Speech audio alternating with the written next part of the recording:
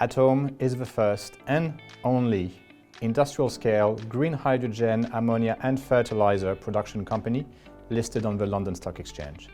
We have a project pipeline of over 600 megawatt and operating entities in Latin America and Europe. Our first project will be the 120 megawatt Villeta project, the largest green ammonia to fertilizer facility of its kind in Latin America. Our aim is to be the world's first supplier of large-scale, zero-carbon green fertilizer. We have acquired a 70-acre site. We are going through and almost finalizing the engineering and design with all of the environmental, social and market studies done. With the backing of the government, we have also secured tax-free zone status, and we have the support of the Inter-American Development Bank as they continue to support us through the environment and social impact assessment studies, as well as helping us put the financing together. We have also seen a significant interest from the off-takers for our green calcium ammonium nitrate.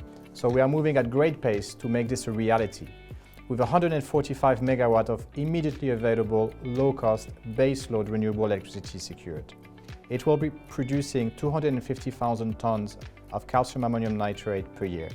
It will displace over 500,000 tons of carbon a year, creating hundreds of sustainable long-term jobs and having significant development impact not only in Paraguay, but to the entire agricultural ecosystem in the region. From our perspective, this is where we can play a real role, not only about increasing the supply of fertilizer, but green decarbonized fertilizers, as the agricultural and land use sector is responsible for nearly 30% of all global carbon emissions.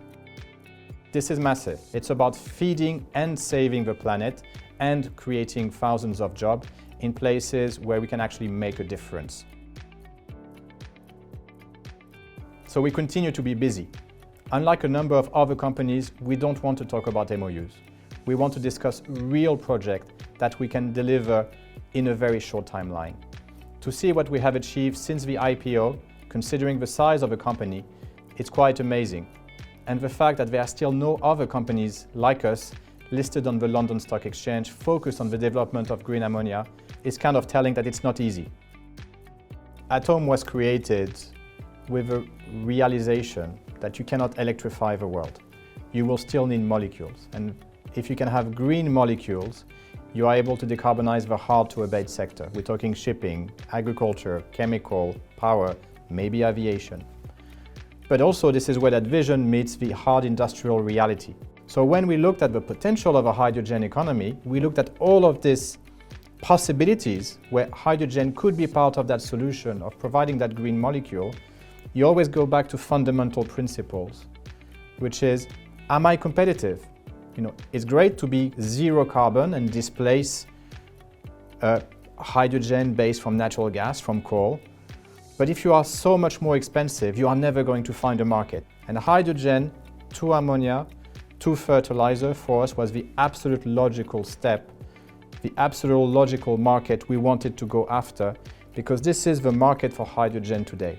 The market for hydrogen tomorrow, great. We're going to have maybe aviation fuel.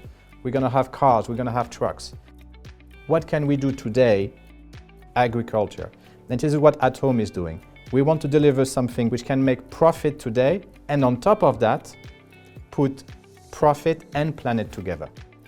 As we were advancing the Villeta project and understanding better the engineering and design and the logistical studies, we realized that going further downstream than just ammonia and producing calcium ammonium nitrate, CAN, made the most sense, because this is what the market wants and needs and is ready to pay for today. A low-carbon fertilizer and actually a zero-carbon fertilizer.